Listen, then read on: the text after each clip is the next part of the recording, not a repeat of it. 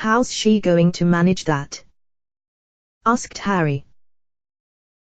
She keeps trying to get Tonks round for dinner. I think she's hoping Bill will fall for Tonks instead. I hope he does. I'd much rather have her in the family. Yeah, that'll work, said Ron sarcastically. Listen, no bloke in his right mind's going to fancy Tonks when Fleur's around. I mean, Tonks is okay looking when she isn't doing stupid things to her hair and her nose, but she's a damn sight nicer than Flem, said Ginny. And she's more intelligent, she's an era, said Hermione from the corner. Fleur's not stupid, she was good enough to enter the Triwizard Tournament, said Harry. Not you as well, said Hermione bitterly. I suppose you like the way Flem says any, do you? Asked Ginny scornfully. No, said Harry, wishing he hadn't spoken. I was just saying, Flem. I mean, Fleur. I'd much rather have Tonks in the family, said Ginny. At least she's a laugh. She hasn't been much of a laugh lately, said Ron. Every time I've seen her she's looked more like Moaning Myrtle. That's not fair, snapped Hermione. She still hasn't got over what happened, you know. I mean, he was her cousin. Harry's heart sank. They had arrived at Sirius. He picked up a fork and began shoveling scrambled eggs into his mouth, hoping to deflect any invitation to join in this part of the conversation. Tonks and Sirius barely knew each other, said Ron. Sirius was in Azkaban half her life, and before that their families never met. That's not the point, said Hermione. She thinks it was her limit he died. How does she work that one out? Asked Harry, in spite of himself. Well, she was fighting Bellatrix Lestrange, wasn't she? I think she feels that if only she had finished her off, Bellatrix couldn't have killed Sirius. That's stupid, said Ron. It's survivor's guilt, said Hermione. I know Lupin's tried to talk her round, but she's still really down. She's actually having trouble with her metamorphosing. With her she can't change her appearance like she used to, explained Hermione. I think her powers must have been affected by shock, or something. I didn't know that could happen, said Harry. Nor did I, said Hermione, but I suppose if you're really depressed. The door opened again and Mrs. Weasley popped her head in. Ginny, she whispered, come downstairs and help me with the lunch. I'm talking to this lot, said Ginny, outraged. Now, said Mrs. Weasley, and withdrew. She only wants me there so she doesn't have to be alone with Flem, said Ginny crossly.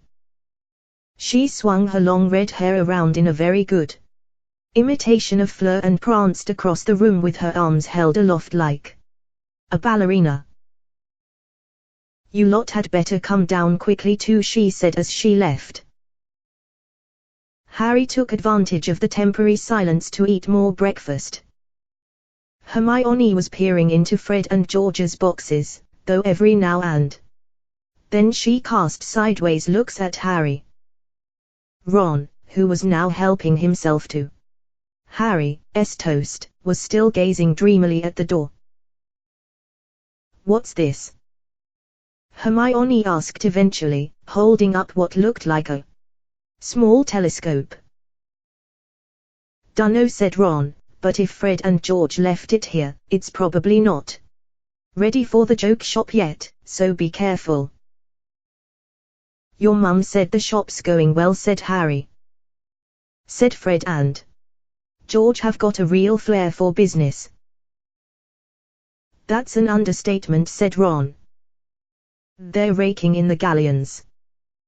I can't wait to see the place. We haven't been to Diagon Alley yet, because Mom says Dad's got to be there for extra security and he's been really busy at work, but it sounds excellent. And what about Percy? Asked Harry. The third eldest Weasley brother had fallen out with the rest of the family. Is he talking to your mum and dad again? Nope, said Ron. But he knows your dad was right all along now about Voldemort being back. Dumbledore says people find it far easier to forgive others for being wrong than being right, said Hermione. I heard him telling your mum. Ron. Sounds like the sort of mental thing Dumbledore would say, said Ron. He's going to be giving me private lessons this year, said Harry. Conversationally. Ron choked on his bit of toast, and Hermione gasped. You kept that quiet, said Ron. I only just remembered, said Harry honestly. He told me last night in your broom shed. Blimey, private lessons with Dumbledore, said Ron, looking impressed. I wonder why his voice tailed away. Harry saw him and Hermione exchange looks. Harry laid down his knife and fork, his heart beating rather fast considering that all he was doing was sitting in bed. Dumbledore had said to do it. Why not now? He fixed his eyes on his fork, which was gleaming in the sunlight streaming into his lap, and said, I don't know exactly why he's going to be giving me lessons, but I think it must be because of the prophecy. Neither Ron nor Hermione spoke. Harry had the impression that both had frozen.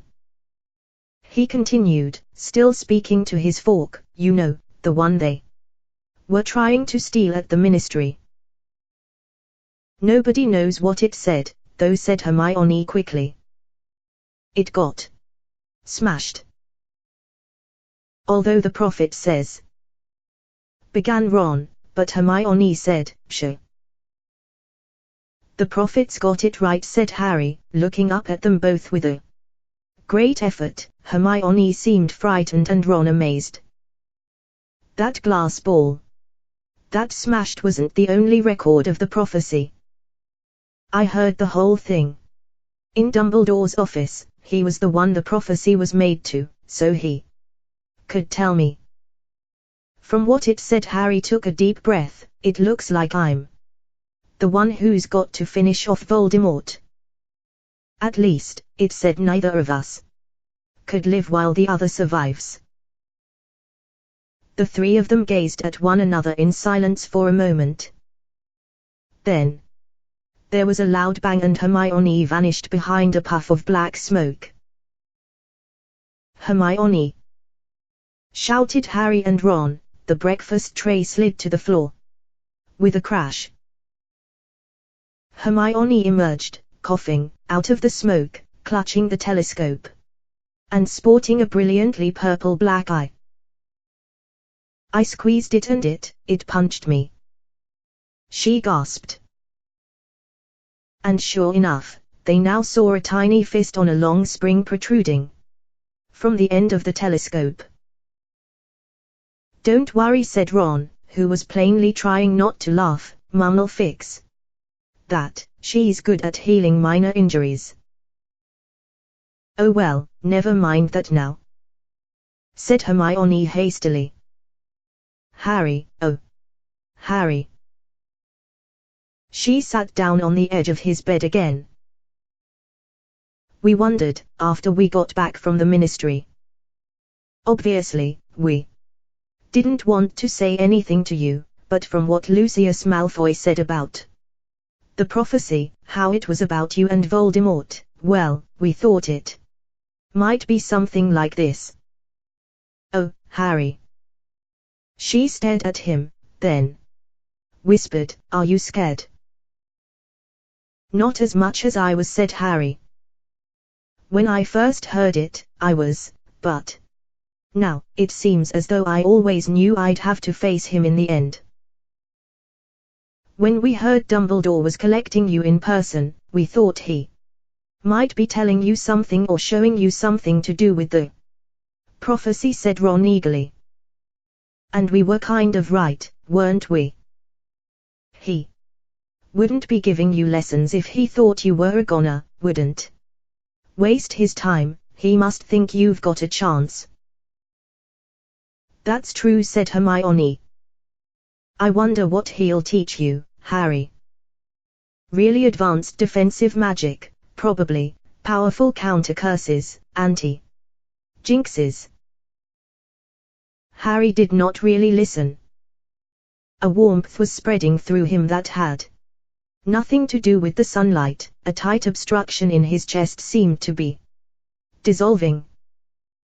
He knew that Ron and Hermione were more shocked than they were letting on, but the mere fact that they were still there on either side of him, speaking bracing words of comfort, not shrinking from him as though he were contaminated or dangerous, was worth more than he could ever tell them. "And evasive enchantments generally," concluded Hermione. "Well, at least you know one lesson you'll be having this year, that's one more than Ron and me. I wonder when our results will come." "Can't be long now, it's been a month," said Ron. "Hang on," said Harry, as another part of last night's conversation came back to him. "I think Dumbledore said our results would be arriving today." "Today?" shrieked Hermione. "Today? But why didn't you? Oh my God! You should have said." She leapt to her feet. "I'm going to see whether any owls have come." But when Harry arrived downstairs 10 minutes later, fully dressed and carrying his empty breakfast tray, it was to find Hermione sitting at the kitchen table in great agitation, while Mrs. Weasley tried to lessen her resemblance to half a panda. "It just won't budge," Mrs. Weasley was saying anxiously, standing over Hermione with her wand in her hand and a copy of the Healer's Helpmate, open at bruises, cuts, and abrasions. "This has always worked before, I just can't understand it."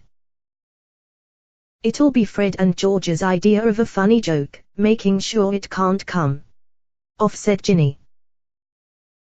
"But it's got to come off," squeaked Hermione. "I can't go around looking like this forever." "You won't, dear, we'll find an antidote, don't worry," said Mrs. Weasley soothingly. "Bill told me Fred and George are very amusing," said Fleur, smiling serenely. "Yes, I can hardly breathe for laughing," snapped Hermione. She jumped up and started walking round and round the kitchen, twisting her fingers together. "Mrs. Weasley, you're quite sure no owls have arrived this morning?" "Yes, dear, I'd have noticed," said Mrs. Weasley patiently. "But it's barely 9, there's still plenty of time." "I know I messed up ancient runes," muttered Hermione feverishly. "I definitely made at least one serious mistranslation. And the defense against the dark arts practical was no good at all. I thought Transfiguration went all right at the time, but looking back,